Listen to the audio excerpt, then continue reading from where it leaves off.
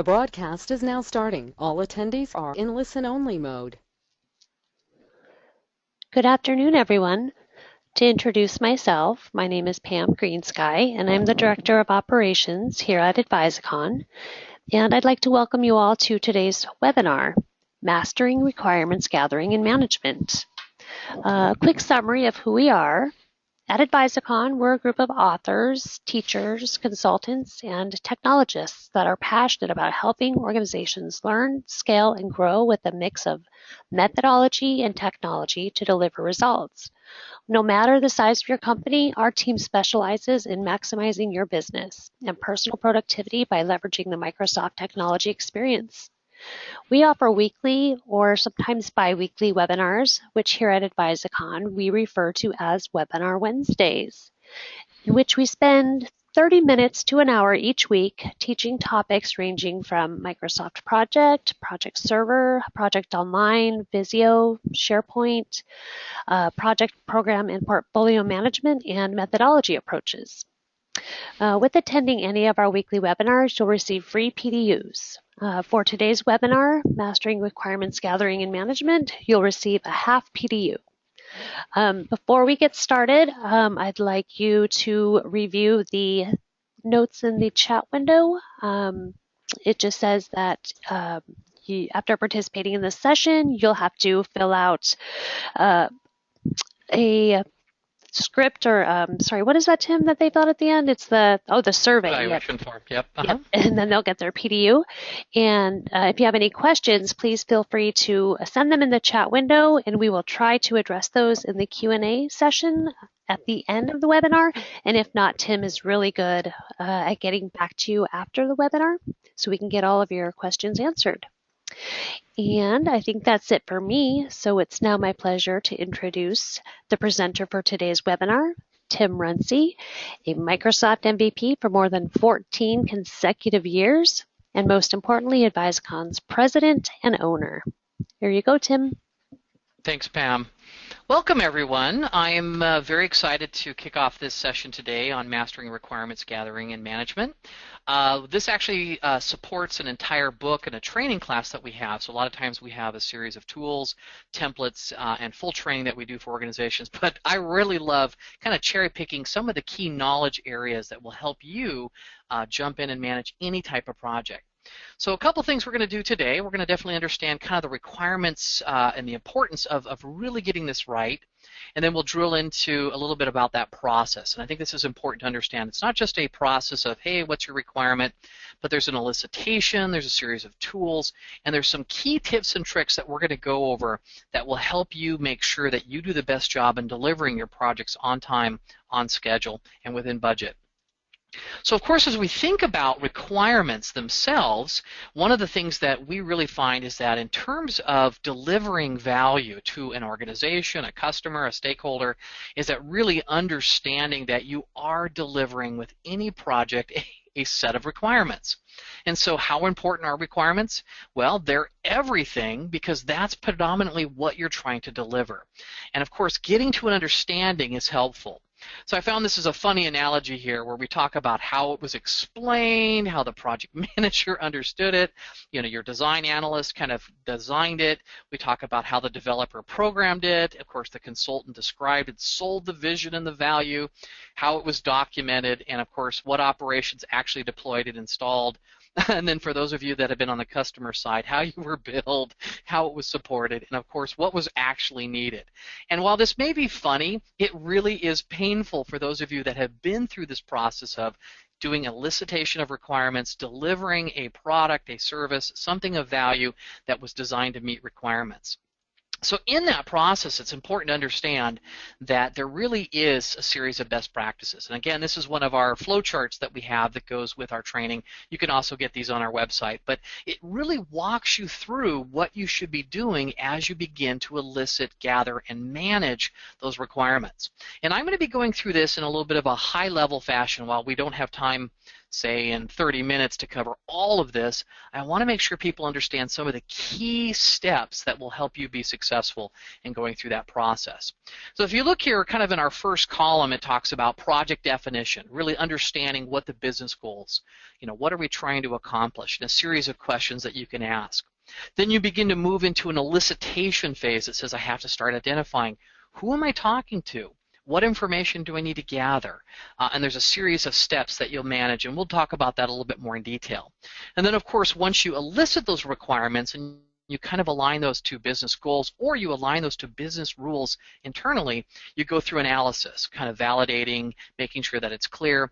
Verification, of course, once you have it documented with your customer. And this might be an iterative loop that you do in a day, maybe in an hour, but again, you repeat these processes that leads to overall requirements management. So with that in mind, let's just kind of go through this and let's identify some of those key elements. And I'm going to focus starting on a little bit more of the elicitation phase. And the reason for this is that most people know how to kind of review, document requirements, even maybe go through a verification process. But essentially, where one of the key areas that organizations, certainly business analysts, PMs, or even developers who are trying to elicit requirements of what they're going to develop, they really struggle with some of the key gaps they have in at least eliciting and getting a good requirement. So let's start with that. First of all, if a project has been approved and you're kind of moving through defining what that requirement is, you'll notice that there's a series of steps here that you want to zero in on. We talk about defining the overall business goals. Remember, the idea is that you want to make sure that we're aligning a requirement or a solution to that requirement, but again, what is the overall business goal? You talk about identifying user classes and user representatives. I'll talk more about that. But again, it's not making sure that you've gone through and just said, hey, tell me everything you're looking for, is that there are many different stakeholders that may have an input into what that may be. And depending on how large your organization is, you may not be able to talk to all your stakeholders. You may need to work with representatives. Again, looking at decision makers, and then what is the process of how you select and actually elicit those requirements. And we'll talk about non-functional or functional requirements. To me, in general, there may be differences in types of requirements, but again, there's still a process of making sure that you've identified that. So let's go ahead and start with kind of that define the business goals. Again, we know very clearly that if you have a project and if it's not aligned to your stakeholder or your business goals, that in many cases that project tends to be put on the back burner or they cannibalize your resources. So the more important your project is aligning to a business goal and objective is going to be helpful. And the same is true for your requirements. Just because a person has a beautiful punch list of requirements that they want to work with doesn't mean that the purpose or the product is actually being served, what the overall goal is. So the idea of a business goal is really to identify what problems are we trying to solve, what opportunities are we going to exploit. And again, the scope of work or the solution that we present is going to make sure that at some point it rolls back up to that high-level business goal. The more important, the more closely aligned the requirements are, the more important that they will take in priority. And especially if you think about an agile process, you might be discussing about what's on the backlog or what gets prioritized in Sprint 1, Sprint 2, and Sprint 3. And again, thinking in terms of what that scope is, the higher a requirement value is to that goal, the less likely it's going to be cut from scope. So in terms of thinking about what you're putting together, it's very helpful for an organization to be in alignment with that. Now second, if you talk about, now we're getting into identifying requirements and getting those elicitation, you notice I flagged two things here called identify stakeholders and of course stakeholder classes and representatives.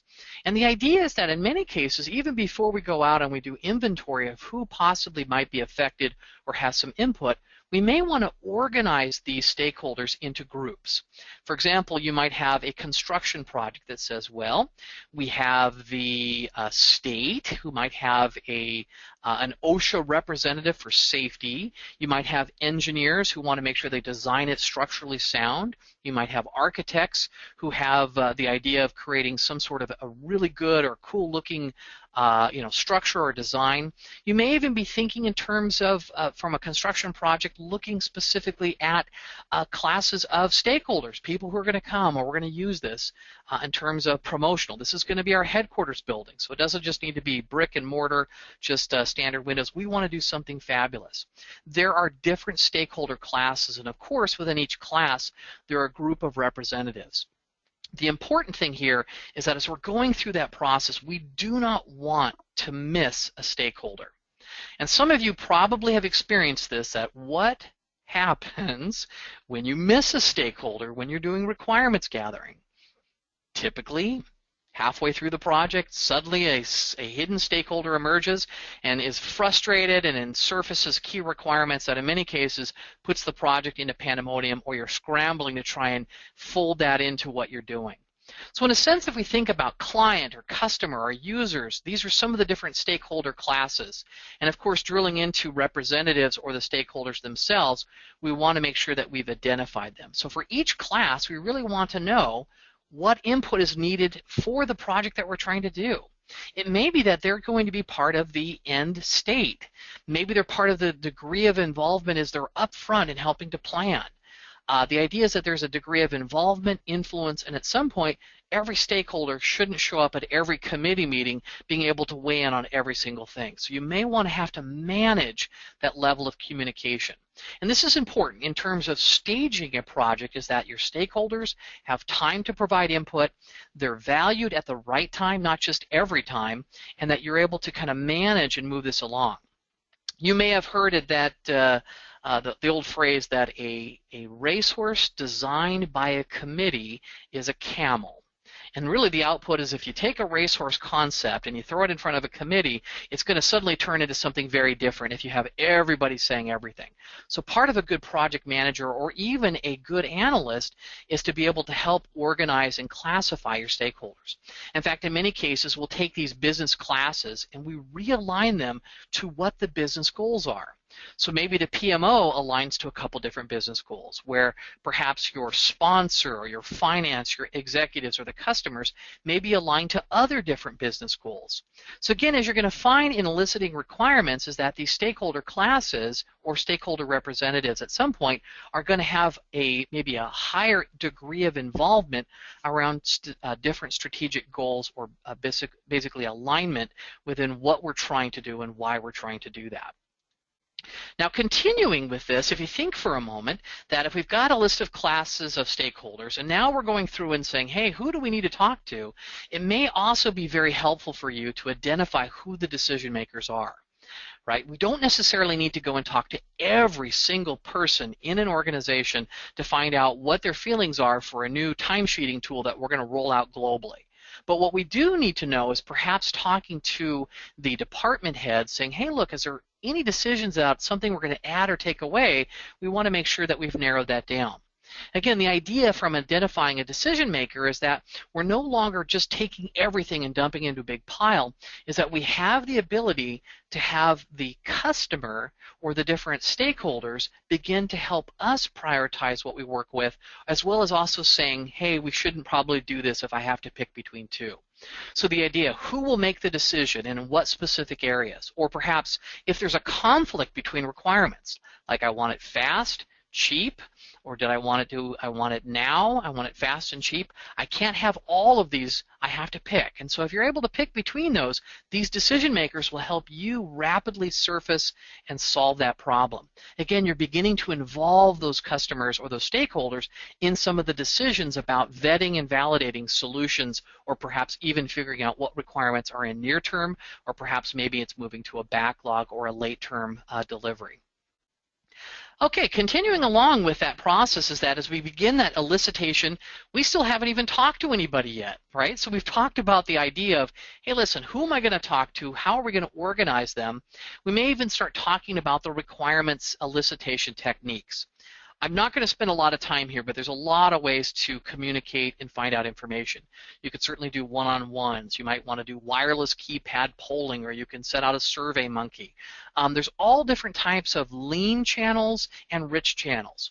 That's something that you need to think about, is who is your audience and what's the best way to help really surface what they need.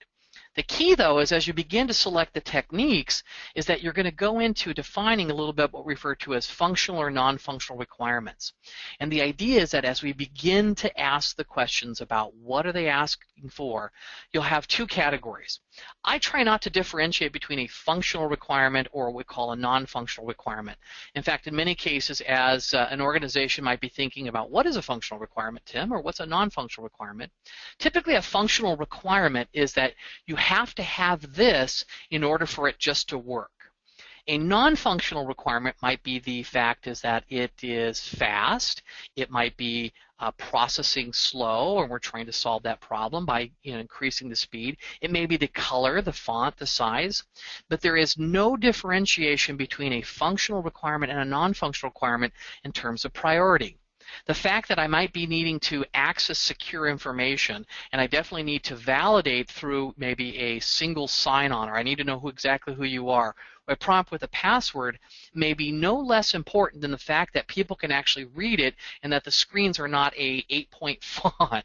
And so you'll find that end users, some cases, have weigh-in that says, well, look, the look and feel is just as important to me as the fact that I may or may not have access to sensitive information. So in many cases, differentiating between these is not an issue. The overall objective is to make sure that we have those. And here are some key tricks and tips that will help you get to. First of all, we think through this in terms of how do we get to a solution.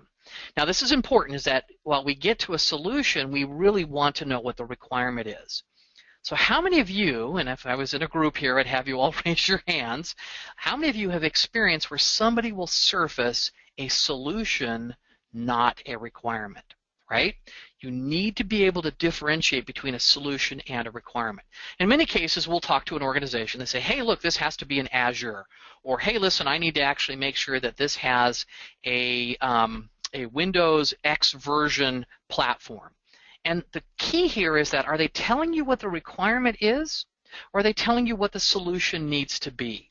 And you need to be able to discern the difference and push back on that. In doing that, there's a couple techniques that we do. In many cases, I use something called triplet questioning. The idea is that when you ask a question about what a requirement is, and somebody surfaces any type of requirement, it may be a solution, it may actually be the requirement. But you want to say, okay, what is your requirement? Okay, I got it. The key next step here with that triplet question is digging in is, what of value does that give you? Now think about that for a moment. What of value does this give you? If someone says, hey, listen, I need this to be in a Windows 7 platform, is that a requirement or is that a solution? Now, I would ask, well, what of value does that give you? And the idea is that you begin to peel the onion layers away from what is the reason we have to be there. Because honestly, a requirement can be solved lots of different ways. I really need to understand why this is important. And when you ask that question, it begins to get people to a place where they can look at the information and say, and maybe that doesn't have to be on a Windows platform as long as I can hit it from a mobile device. I can use any browser to see this. But the overall idea is that you're going to be asking for what of value does that give you, and that allows you to continue to press. In many cases, as we do a requirements gathering, certainly doing enterprise implementations of Microsoft technologies, we have to ask this question several times of the exact same solution that was proposed. All right, well, listen, I want to make sure that this is fast. Okay, why is that important to you? Well, the end users won't use it if it's fast. Okay, well, why is that important to them? And we begin to continue to press on that until you get to the core value of really what is the requirement. Now, once you have surfaced that requirement, that triplet questioning at the bottom just says, okay, out of all the things that you've described here, which is why these are valuable, which one's the most important?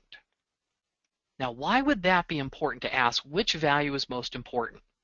The overall idea is as you begin to collect and gather requirements, you may have to prioritize.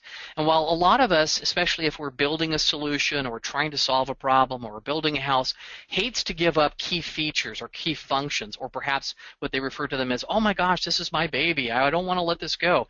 You may have to prioritize amongst your children which ones you're going to get first. So the overall idea is which value is most important allows you to begin to differentiate between the value of different requirements. And so as you surface a requirement, we understand the value there, we can actually begin to plan those. Now, it's important to think through this because in many cases, as you start eliciting requirements, you're going to start cataloging these. I don't care if you do it on a 3x5 card, you do it in a spreadsheet, or you do it in a database. I'm going to show you a couple examples of things that you can do. But if you look here, this is an example of what's called a requirement record or requirement card. And the idea is that you give it a number.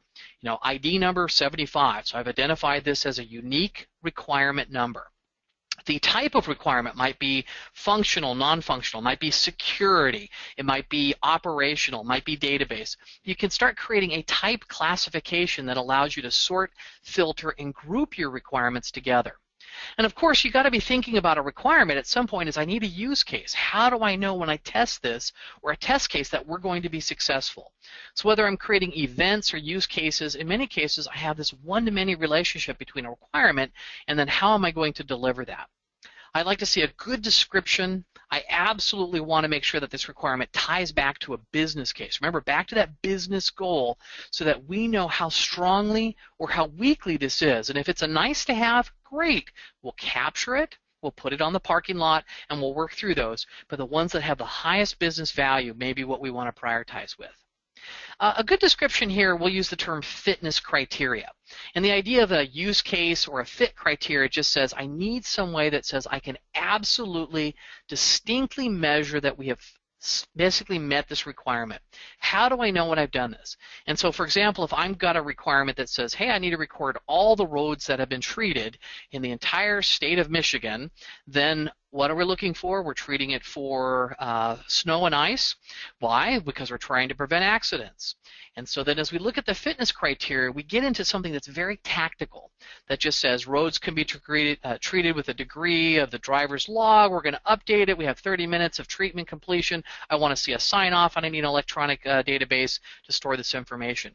But the idea is that you're going to describe in detail what will meet that. You'll notice here I have our user classification, so we know who our stakeholders are. I might even have the user representative.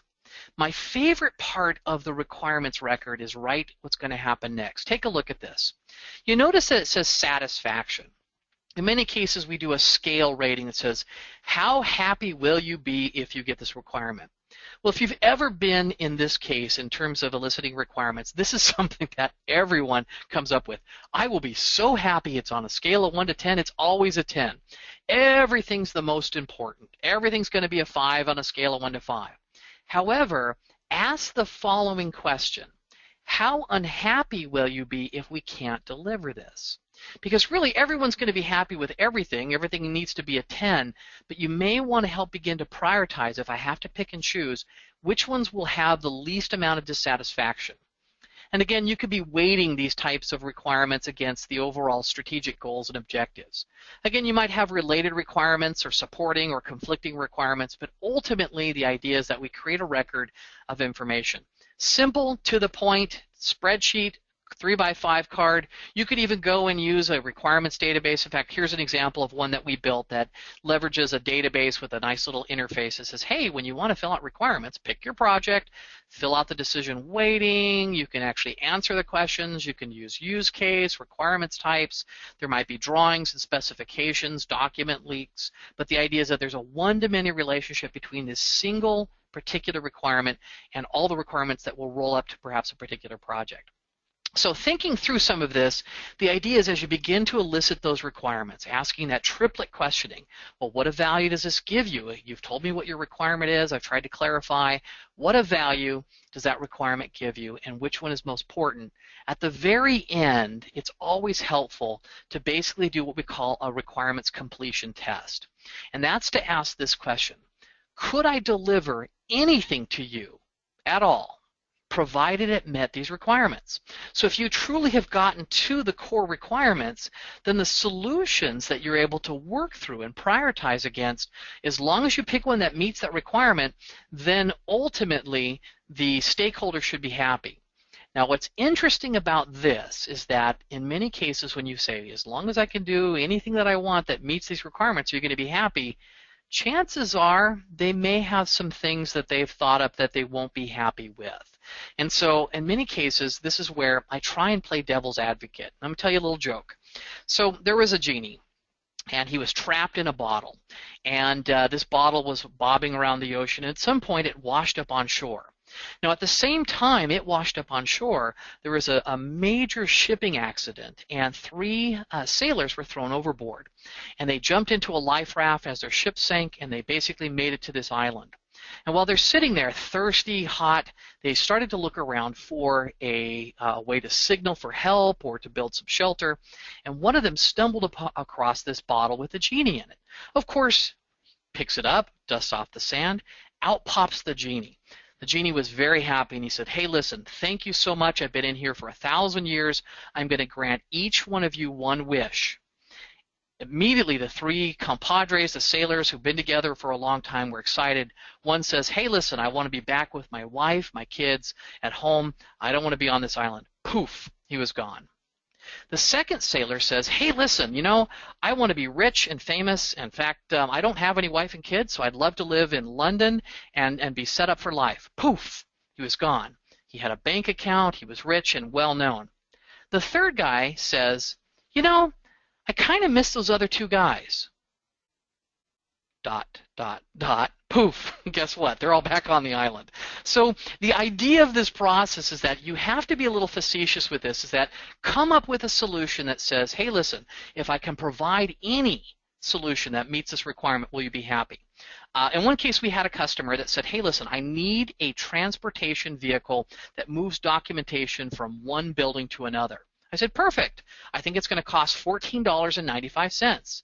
And they said, "What?" I said, "Yeah, we'll just get a skateboard, and people can just skateboard back and forth between, and you've got a transport vehicle that'll move your documents." And they laughed.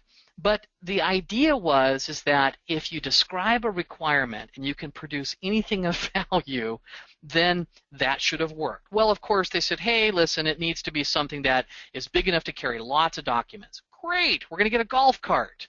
No, it has to be weatherproof. Oh, weatherproof, is that a new requirement? And so what you're going to find is as you begin to produce solution ideas, sometimes you just kind of play around with it, you'll find that new requirements will emerge that they may not have even thought of. So in a nutshell, I want you to know that requirements gathering is hard, right? It's not always an easy thing.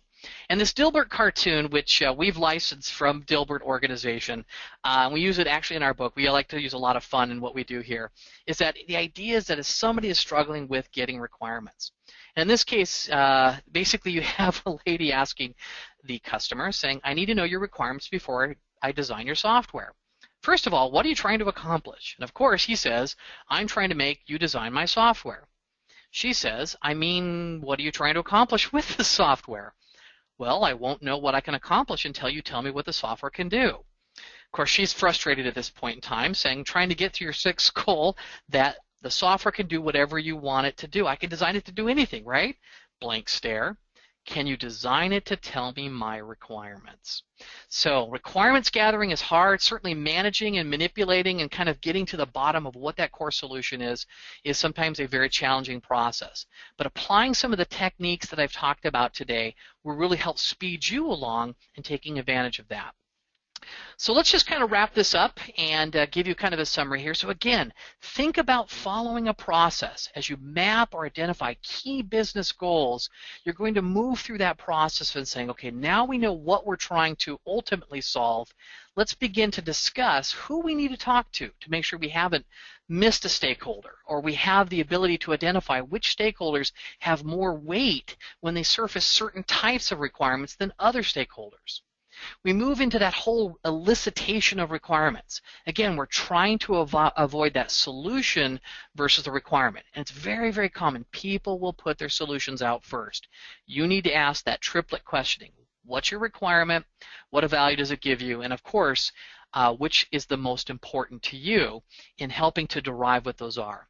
Again, using that fitness test, it's always great to ask at the end, but again, capture that information, document it, and really make sure that you have the ability to say how happy or sad will you be in terms of getting or not getting this. You really want to get an idea of how you can prioritize that. By doing some of these techniques, you're going to find this will really save you a lot of headache further down by making these simple choices up front to apply some business methodology, requirements management methodology, and certainly tracking and completing and delivering results for your customers. So with that in mind, Pam, let me just kind of pass this back to you. As you know, we certainly do a lot of technical work in project program and portfolio management. If today's session was helpful or you have questions, feel free to reach out anytime. In many cases, we have our public classes going on where we're teaching requirements gathering. Some people want to do very specifically jump right to a tool, but I find that everything that you're going to do will always revolve around a beginning, a middle, and an end, and typically it's to deliver those requirements. So Pam, thanks for the time today, and let me turn it back to you. Thank you, Tim. You know, you had me chuckling over here on mute, so pretty funny jokes you had today. So thank you, and thank you everyone for attending today's webinar. We welcome your questions, suggestions, and we want your feedback. For more information, you can contact Tim or myself. And once you exit today's webinar, you'll receive a survey on the presentation, and we would appreciate it if you would complete and submit the survey in order to get your PDUs. You will also receive a follow-up email within 24 to 48 hours with a link to view a recording of today's webinar. So on behalf of Advisacon, Tim and myself, thank you for joining us today, and we hope to see you participate in future webinars. Have a great rest of your Wednesday, guys. Thank you. Thanks, everyone.